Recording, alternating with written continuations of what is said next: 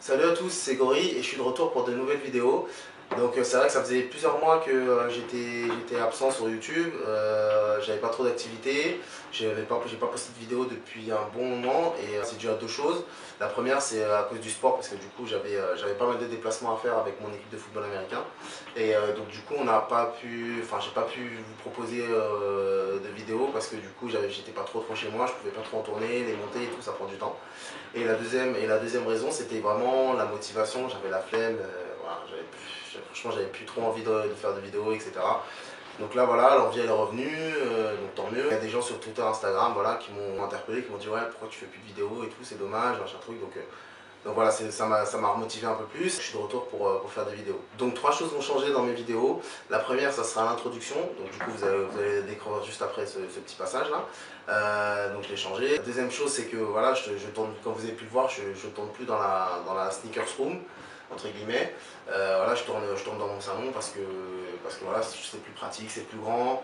Je pense que le son rendra un peu mieux dans le salon parce que c'est moins confiné. On verra mieux, ça rendra peut-être mieux à l'image avec l'éclairage. Et puis je suis mieux assis, c'est mieux un canapé qu'un petit tabouret qui te fait mal aux fesses et tout. Bon bref. Et la troisième chose, c'est que j'avais annoncé dans une de mes vidéos que j'essaierais de faire une vidéo toutes les semaines, ou je sais plus, toutes les 2 semaines. Ça sert à rien de mettre des dates et que du coup je me sens obligé de faire des vidéos et c'est un peu pour ça que j'ai perdu ma motivation. Et du coup ça devenait plus une contrainte qu'un plaisir. Et à la base, si je fais des vidéos, c'est vraiment pour kiffer. Donc ça m'intéresse pas trop de dire ouais voilà, tous les 15 jours je fais une vidéo. Je fais une vidéo si j'ai des trucs à dire, si j'en ai envie. J'aurai un peu moins de vidéos mise en ligne. Mais voilà, elles seront de meilleure qualité. Ça me laissera du temps pour bien l'écrire, bien la monter. C'est important. Et puis voilà, comme ça vous avez des vidéos de meilleure qualité. Et moi je garde mon envie et des bons sujets pour voilà, vous en savez un peu plus sur le pourquoi du comment j'avais arrêté un peu les vidéos. Donc maintenant vous êtes au courant et place à la nouvelle vidéo.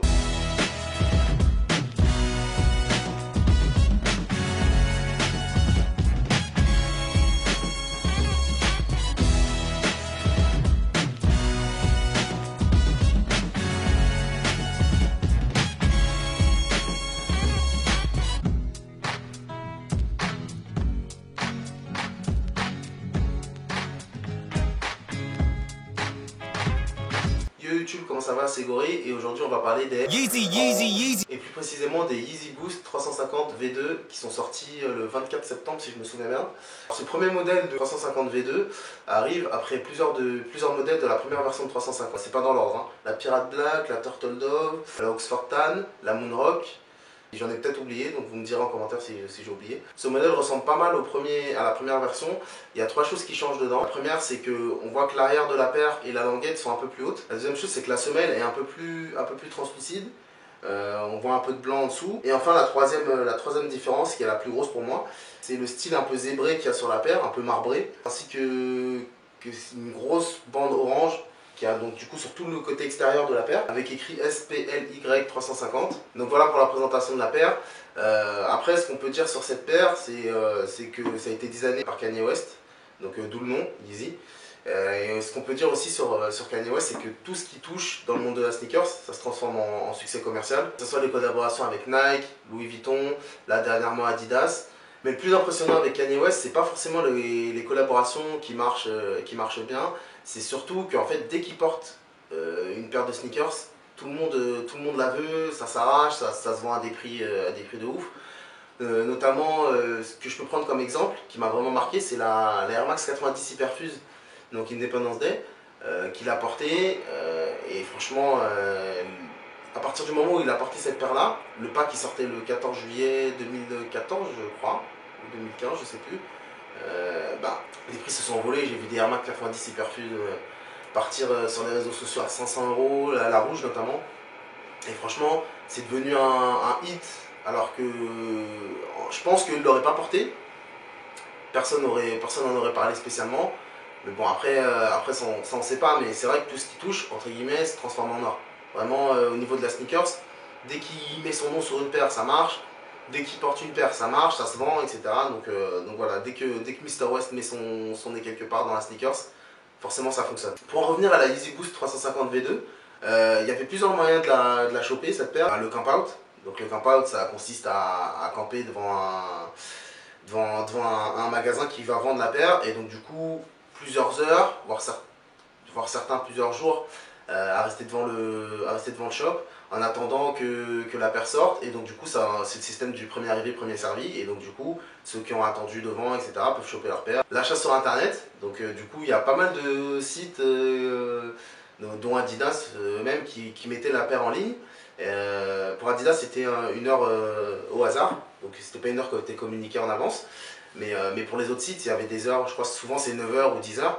Mais du coup, c'est quasi impossible de les acheter parce qu'il y a tellement de monde dessus. Des fois, il y a certains sites, les serveurs ils pètent. Donc du coup, il faut avoir beaucoup de chance pour la prendre sur internet et aussi avoir une très bonne connexion internet. Une autre manière de les acheter, c'était les différents services de Add to Cart. Donc les Add to Cart, en fait, c'est quelqu'un qui vous vend une prestation.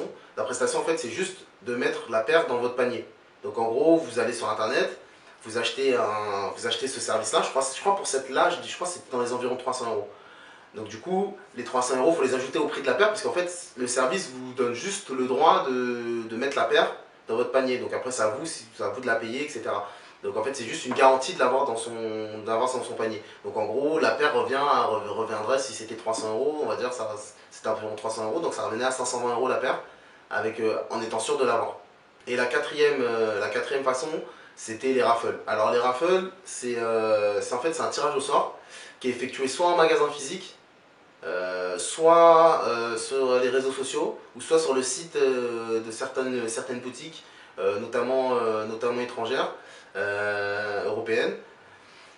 Alors en fait les raffles c'est assez compliqué parce que du coup moi j'ai essayé de faire les raffles sur Instagram.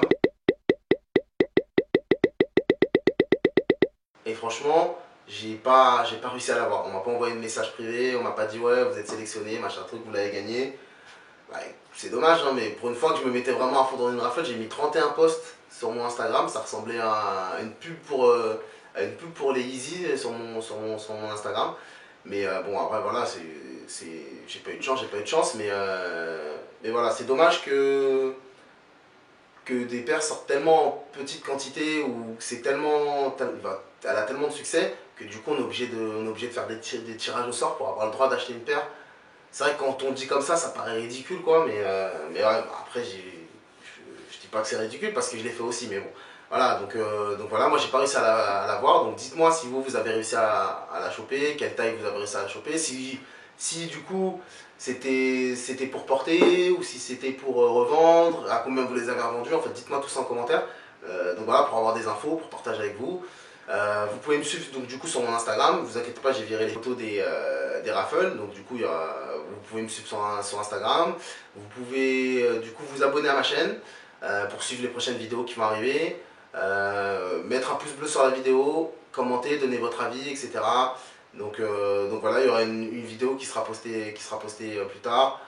Voilà, j'espère que vous avez bien aimé ce petit retour, que vous avez apprécié la vidéo, et puis on se dit à plus tard. Ciao, et surtout, portez vos sneakers.